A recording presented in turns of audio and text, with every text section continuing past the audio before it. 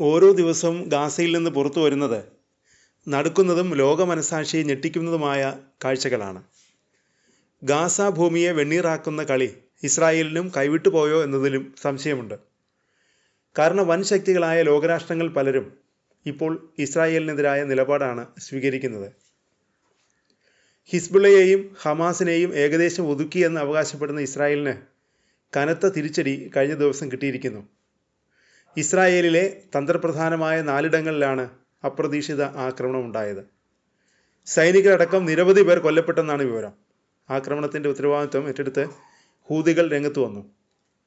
മനുഷ്യത്വമില്ലാത്തവൻ പട്ടിണിക്കിട്ട് കൊല്ലുന്നു, ഇത് കണ്ടു നിൽക്കാനാവില്ല. ഇസ്രായേലിൻ്റെ തന്ത്രപ്രധാനമായ 4 കേന്ദ്രങ്ങൾ ഞങ്ങൾ തകർത്തു. പ്രതിവിധി പ്രത്യാക്രമണം മാത്രമാണ്.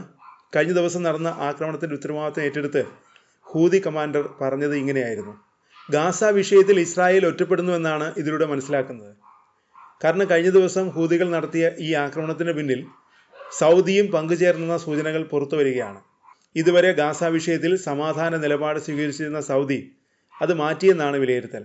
ഗാസ വിഷയത്തിൽ ഹൂതികൾക്ക് വലിയ സപ്പോർട്ടാണ് തുർക്കിയുടെ ഭാഗത്തു നിന്നും ഉണ്ടായിരിക്കുന്നത്.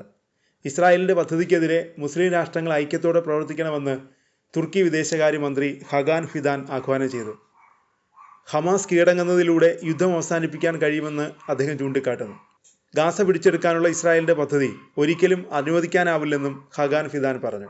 പലസ്തീനികളെ പട്ടിണിയിലാഴ്ത്തി പുറത്താക്കുക, ഗാസയെ സ്ഥിരമായി ആക്രമിക്കുക എന്നീ ലക്ഷ്യത്തോടെയാണ് ഇസ്രായേൽ നയം നടപ്പാക്കിയതെന്നും ഇസ്രായേലിനെ ഇപ്പോഴും പിന്തുണയ്ക്കുന്ന രാജ്യങ്ങൾക്ക് കണ്ടെത്താൻ ഒരു ന്യായീകരണവുമില്ലെന്നും ഫിദാൻ പറഞ്ഞു. എന്നാൽ ആളുകൾ ഗാസയിൽ പട്ടിണി കിടക്കുകയാണെന്ന റിപ്പോർട്ടുകൾ ഇസ്രായേൽ നിഷേധിക്കുന്നു. 2023 ഒക്ടോബറിലെ ആക്രമണത്തിൽ 2200 പേരെ കൊലപ്പെടുത്തിയ ഹമാസ് കീഴടങ്ങുന്നതിലൂടെ യുദ്ധം അവസാനിപ്പിക്കാൻ കഴിയുമെന്നും അദ്ദേഹം കൂട്ടിച്ചേർത്തു. ഗാസയിൽ ഇപ്പോഴും ഹമാസിൻ്റെ ചില ശക്തി കേന്ദ്രങ്ങളുണ്ടെന്ന് ഇസ്രായേൽ പ്രധാനമന്ത്രി ബെഞ്ചമിൻ നെതന്യാഹു പറയുന്നു. ഗാസ നഗരം പിടിച്ചെടുക്കുന്നതിലൂടെ മാത്രമേ ഹമാസിനെ പൂർണ്ണമായി ഇല്ലാതാക്കാനാവൂ എന്നും നെതന്യാഹു പറയുന്നു.